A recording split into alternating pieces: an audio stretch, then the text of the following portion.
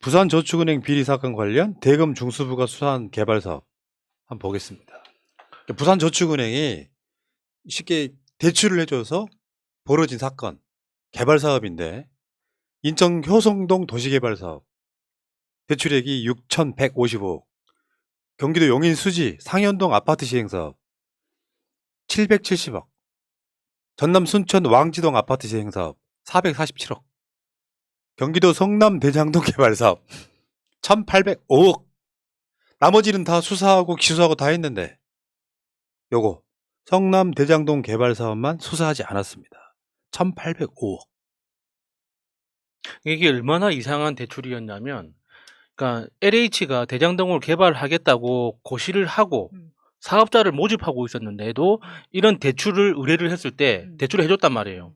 LH가 사업을 하겠다고 하는데다가 대출을 해주는 그런 멍청이가 어딨냐고요.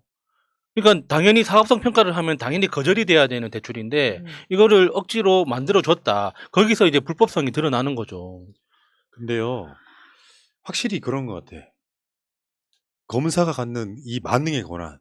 사실 대통령은요, 인사권밖에 없는 거야, 인사권밖에. 검사가 갖는 만능의 권한은 아까도 그 대검 중수부가 수사한 개발 사업 요거를 봐도 그런 건데 얘네들이 수사를 안 해버리면 안 한 만큼 이 사람들이 이익이 생기고 수사를 안 한 것에 대한 대가를 검사가 받게 되는 거죠. 대통령은 아무것도 아니라니까. 검사들이 이런 식으로 돈 버는 건 일도 아닌 거예요. 그러니까 검사가 돈을 벌 때는 수사를 안 해서 돈을 벌고 누군가를 괴롭히는 때는 수사를 해서 괴롭힌다고 하잖아요. 근데 최근에 그 참여연대가 그거 했었죠. 검찰이 수사를 잘못했던 사건들. 그 리스트 한번 볼게요. 검사 오남용이 인정된 사건. 무혐의에서 기소로 뒤집힌 사건. 뭐 이런 사건들이 있는데 여기 여러분들 이 표에 자세히 보시면 윤석열이 2건 정도 등장을 해요. 그 라인이 대한민국 사회를 쥐락펴락하고 있는 거예요. 왜 최근에 이런 권력형 사건은 아닌데 최근에 그 무슨 프로그램에서 보니까 수원역에서 어떤 수원역 근처에서 여중생인가가 사망한 사건이 있었는데 얘네들을 수원역에서 노숙하던 어린 청소년한테 뒤집어 씌우는 그 사건을 그 유명한 그 재심 전문 박준영 변호사가 무죄를 받아내는 과정을 보여준 게 있는데 거기에 검사가 그 소년들 신문하는데 어떤 스킬을 쓰냐면은 답을 다 맞춰놔.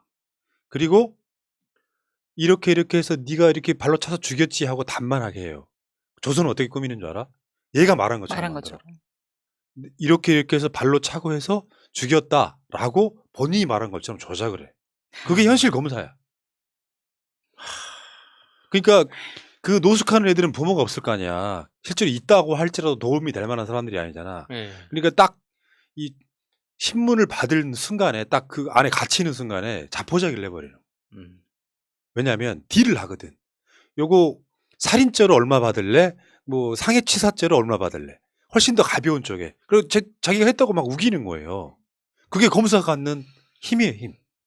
그러니까 검찰 수사를 받다가 사고가 나는 경우가 대부분 그런 거잖아요. 지금까지 우리가 숱하게 봐왔던 검찰 조사 중에 사망한 사건들 이런 것들 대부분이 그렇지 않습니까? 그러니 아무리 좋은 검사가 많다고 한들 검찰을 보는 시선이 국민들이 가는 시선이 좋을 리가 없어요. 우리가 부산저축은행 말고 그 파주 운정지구의 삼부토건 관련한 윤석열 연관이 돼 있는 수사.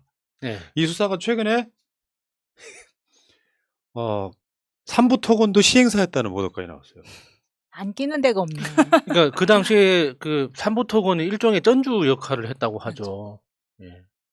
그러니까 이것도 좀 오늘 처음 들으신 분들 모르실까 봐 설명을 드리면 파주의 운정지구라는 것에 아파트를 지어. 근데 삼부토건이 일종의 이제 하청을 주는 곳. 근데 여기서 무슨 짓을 하냐면 그 토지 매매 계약서를 허위로 작성합니다.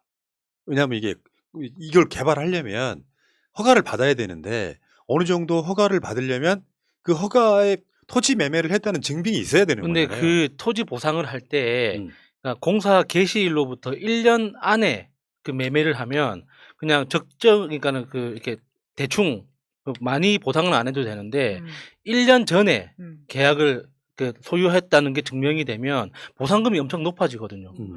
그러니까 그 계약서를 조작해가지고 몇 년 전부터 그 땅을 매입했다는 걸 장난을 치다가 걸렸던 거죠. 그러니까 그 삼부토건의 조남욱 회장한테 윤석열이 이제 선물 받고 골프 치던 사이야.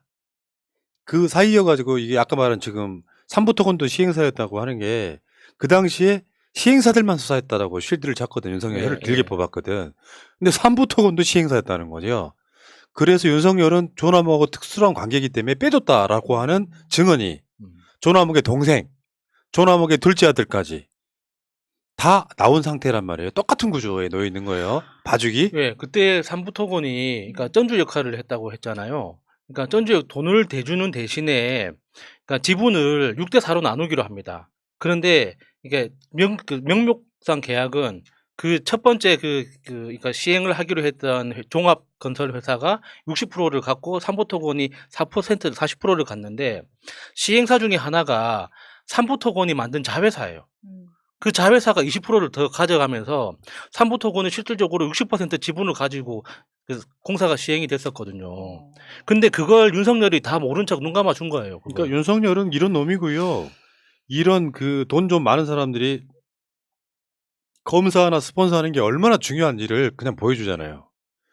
제가 항상 하는 얘기야. 정육 밑에는 뭐가 있었을까요? 거기만 보냈겠냐고. 그렇죠. 신사임당이 앞서다니까.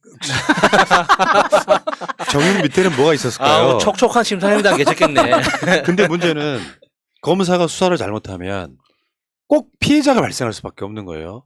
부산저축은행. 당시 피해자분들 이야기 잠깐만 들어볼까요? 없는 우리 서민들만 지금 남아있어요. 전부 다 할매, 할배들 서민들만 지금 남아있어요. 이 거리에 잠자면서 우리는 24시간을 거기서 롱성하고 우리는 거기서 살고.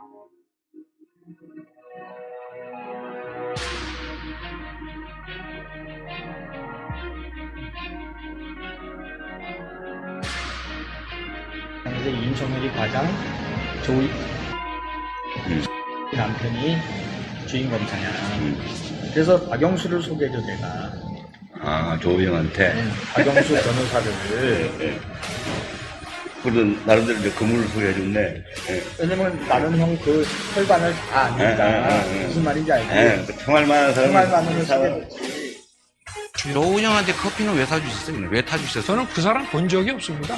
아니, 참, 그냥 갖다 붙이려고 10년 전부터. 나도 삼부토건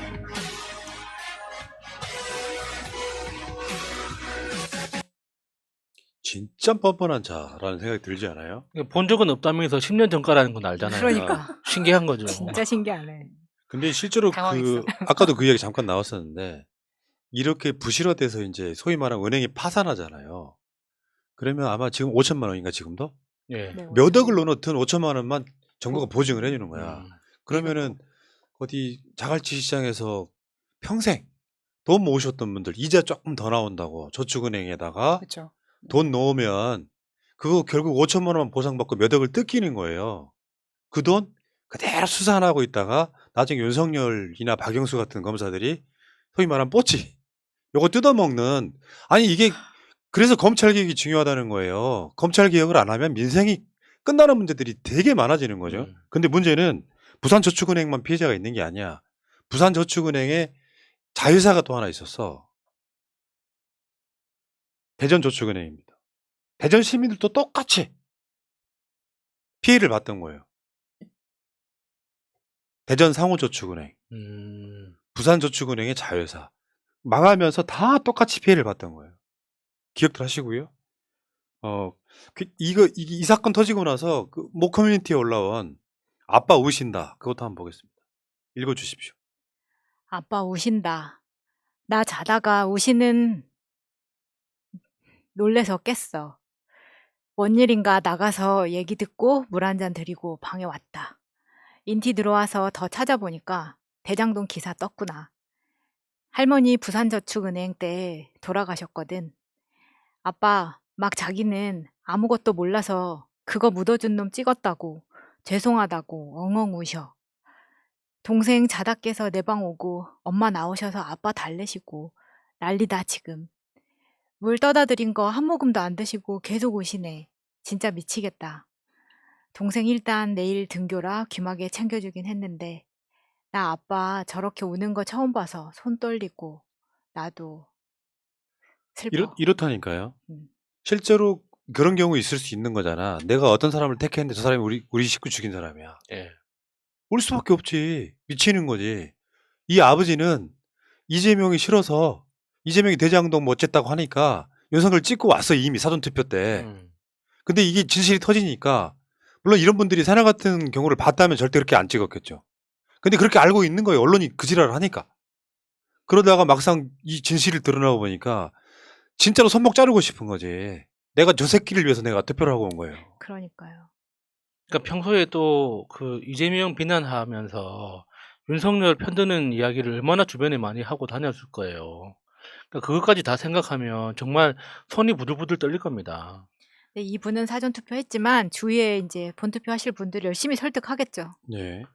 윤석열은 항상 하는 말 있잖아. 공정과 상식이래. 음. 뭔 그 공정과 상식이 윤석열식이면요 나라 망하는 거예요. 모든 국민들이 납득해야 되는 거잖아요. 우리가 정말 한 수천 번 얘기한 것 같다. 검사들의 마인드가 뭐냐. 우리는 범죄와 수사를 하기 때문에 우리는 불법해도 돼. 이게 기본적인 마인드라는 거야.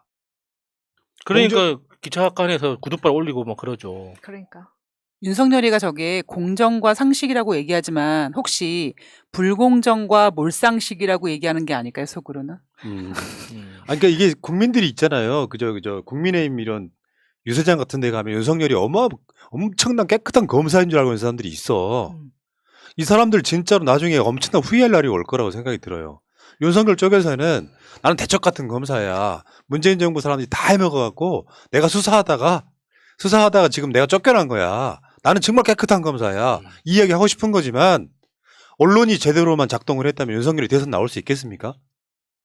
자기 부인 건 한번 봐봐봐. 맞아요. 장모 건 한번 봐봐봐. 윤석열이 검사로 올 땐 수사 시작도 못해. 윤우진 건은 안 그래? 해외로 도망까지 갔어. 그랬는데 잡혀 들어와도 구속을 안 시켜. 윤석열 주위에 비일비재하게 일어나는 거예요. 부산저축은행, 삼부토건 다 똑같단 말이에요. 이런 저한테 무슨 공정과 상식이 있어요. 윤석열이 하고 다니는 거 보면 저 사람 도대체 아는 게 뭔가 궁금할 때 많잖아요. 그러니까 저 부산이나 다른 지역에 계시는 어르신들한테 이제 통화하면서 그러니까 우리가 아무리 그래도 나보다 멍청한 놈을 뽑는 건 좀 기분이 그렇지 않습니까? 그러면은 다들 동의해요. 이재명을 좋아하든 안 하든. 그래서 누구 찍었는데요? 물어보면 말은 안 하더라고. 그러니까 그러니까 저는 이재명이라는 강력한 그 추론을 하거든요. 평소에 이제 뭐 박근혜나 이제 이명박을 찍었다고 당당하게 얘기하는 사람이 윤석열 이름을 이렇게 말을 못하는 거 보면 굉장히 어떤 강한 추론을 하게 되죠. 예. 저는 진짜 대선도 이겨야 되는 문제가 있겠지만 저는 윤석열의 그 포토라인에 서는 모습을 한번 꼭 보고 싶어요. 진짜 한 번만 보고 싶어요. 이자가 사실 국민을 농락해왔던 거거든요. 나 깨끗한 사람이라고. 지 부인 주가 조작해서 몇십억 벌 때 끝까지 수사 못하게 막은 놈도 이놈이고. 지 장모 부동산 투기하고 최근에 그거까지 나왔더라고. 고리대금업까지 했다고. 상상을 초월한 이자를 받아 먹었대. 이자놀이. 그래서 지금 공시지가로만 1,000억이 넘는 부동산을 소유하고 있대. 그것도 차명으로. 윤석열 마찬가지입니다. 삼부토건부터 시작해가지고 부산저축은행, 뭐 윤우진 건 해가지고 온통 비리를 올력진 자예요. 한번 꼭 보고 싶어요. 그러니까 저는 그 포토라인도 좋은데 구속만 하면 저는 딱 구속하면 그 윤석열의 멘탈이 완전히 무너질 거라고 봐요. 그러니까 우리가 구속되는 그 프로세스를 눈으로 본 적이 없으니까 그게 얼마나 무서운 과정인지 잘 모르잖아요. 엄청 무서워요. 그러니까 옷도 다 벗어야 되고, 그러니까 그 검사를 그 몸 구석구석 다 받아야 되기 때문에 그 자체가 굉장히 어떤 정신적인 충격이 크단 말이에요. 우리가 토론회를 통해서 그러니까 이재명이나 심상정 후보한테 강하게 그 공격받았을 때 윤석열이 깨갱하는 모습 보잖아요. 갑자기 막 그 눈을 어디다 둘지 모르고 토론하는 내내 이재명을 제대로 쳐다본 적도 없잖아요.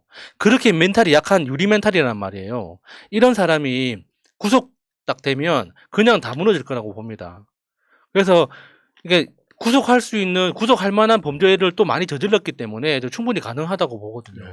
커플 은팔찌를 채워줘야죠. 음. 김건희랑 같이. 아니, 김건희는 돈을 뺏어야죠. 근데요, 대한민국 검사 중에 특수통하는 놈들이 윤석열만 저러겠어요? 우리가 아주 빙산의 일각만 드러나고 있는 거지. 특수통 검사들은 윤석열만 그랬겠냐고. 검사 사이 하나 두면은 장모가 활개치는 나라가 만들어졌던 거 아니에요? 그런 장모들이 우리나라에 얼마나 많겠습니까? 그런 아버지, 가족, 부인이 얼마나 많겠습니까? 이재명 후보가 얼마나 억울했겠어요?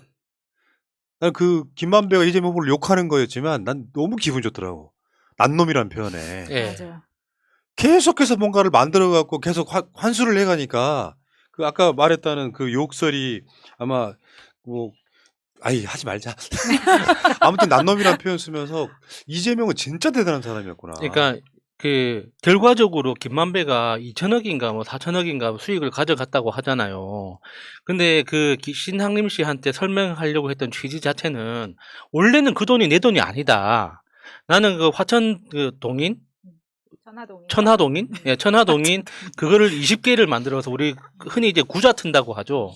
구자를 20개를 만들어서 뭐 판사들이나 검사들한테 일종의 이제 너는 10억 내면은 우리가 200억 돌려줄게. 이런 방식으로 그러니까는 팔려고 했던 건데 그래서 일종의 이렇게 뇌물 겸 비즈니스 겸 이렇게 하려고 했던 건데 이재명 시장이 너무 많이 가져가 버리는 바람에 이 수익률이 안 나와서 그 법조인들이 다 안 사겠다고 하니까 그냥 내가 다 떠안았던 거다. 그러니까 결과적으로 내가 제일 많이 가져갈 수밖에 없었던 건데 내가 많이 가져가려고 했던 게 아니야. 이 이야기를 하려고 했던 거거든요.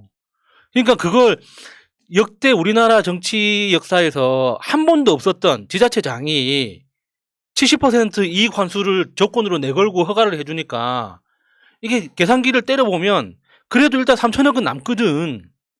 그러니까 할 수밖에 없었던 그런 상황을 확실히 보여주는 거예요. 예.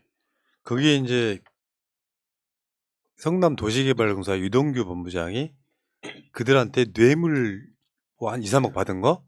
요게 이제 이재명 후보랑 연결을 시켜가지고 계속 그분 이 지랄을 했던 거거든. 그 부산저축은행이 있는 부산에 이재명 후보가 또 제주도 바로 건너가지고 부산에 가서 유세를 하는데 그 유세장 근처에 옥상에 걸린 현수막 한번 보겠습니다. 잘한다. 부산저축은행 누가 덮었노? 또 하필 오늘 딱 첫 유세가 부산이어가지고 음. 아주 좋았죠. 그러니까 저건 그 요즘 온라인에 그 부산 사투리 이상하게 쓰는 사람들 뭐 많거든요. 무조건 문장 끝에 노자만 붙이면은 그게 사투리 같은데 이거는 정말 그 용도가 정확하게 사용됐습니다. 부산저축은행 누가 덮었노? 이렇게 정확한 사투리가 되거든요. 네이티브는 다르네요. 예. 윤석열 아니노? 그건 아니라고요. 아니야. 잘못된 거예요. 그런 거였어? 윤석열 아니라 이렇게 되는 거지. 그 여러분들은 모르겠어요. 언론이 만들어 놓은 이재명 악마화에 굉장히 많은 사람들이 아 이재명 뭔가 있나 보다라고 생각을 했겠지만 지금 이재명 후보가 부산 갔던 거기에 LCT만 봐도 답은 나오잖아요. 거기에 있는 시장, 구청장 이런 사람들이 민간인 사업자를 위해서 이영복이 예. 사업자를 위해서 해운대에다가 말도 안 되는 고층 빌딩을 고층 아파트를 허가를 해주고 거기에 접근성 좋아지도록 도로 1,000억 놔주고 실제로 그 허가를 하고 나서 부산이 환수한 금액은 0원. 부산 시민들 돈만 1,000억이 들어가 도로를 깔았어. 그리고 그 당시에 영향력을 행사했던 로비했던 대상 중에 박형준이 현 부산시장인데 그 LCT의 노예할층의 위아래층을 아버지 엄마 아들 딸들이 썼다고 그래놓고 어떻게 이렇게 살게 됐냐 하니까 부동산에서 우연히 지나가는데 좋은 매물 나왔다고. 위아래층으로 똑같이. 이게 현실이에요. 이재명 얼마나 대단한 사람인지 우리가 보이잖아요. 그랬던 그 세력들이 대장동의 민간 사업자들 이익까지 보장해준 법안까지 발의했던 그놈들이 대장동 범인은 이재명이라고 지금까지 선동을 해왔던 게 대선 막판에 좀 터진 거고요. 저는 이게 생각보다 많은 파장이 있을 거라고 생각해요. 음. 뭐 이따가 이제 투표 이야기는 이따가 하겠습니다만 이거는 역사가 그래도 이게 묻히지 말라고 막판이라도 터진 거지 왜 이렇게 늦게 터졌냐고 할 필요가 없어요. 그렇죠. 그러니까 사실은 윤석열을 비롯해서 사실 검찰 70년 있었던 동안 아무도 검찰을 손을 못 댔다는 게 그 정점에 윤석열이 있었다고 보여지는 거예요. 최근에 검찰총장이라는 인물이 이렇게 더러울 수 있다는 것을 까발려진 게 정말 다행인데 그게 윤석열뿐만이 아니라는 거잖아요. 근데 윤석열이 요즘 유세를 하는 거 보면은 자신감에 차 있거든요. 근데 그 자신감을 지금 보면은 일단 박형준 건에서도 보는 것처럼 일단 되면 된다. 일단 되고 나면 니들이 어떻게 할 건데 수사 다 밀어놓고 할 수 있다고 생각하는 거예요. 사법부 내 맘대로 질 수 있지 언론 내 맘대로 컨트롤할 수 있다고 생각하기 때문에 그러는 거고 거기에다가 하나 더 있잖아요. 지금 그 무속 논란 때문에 이 사람한테는 자기 주위에 네가 대통령이 될 거야 라는 사람만 다 모아놨기 때문에 자기가 된다고 확신하고 있는 사람입니다.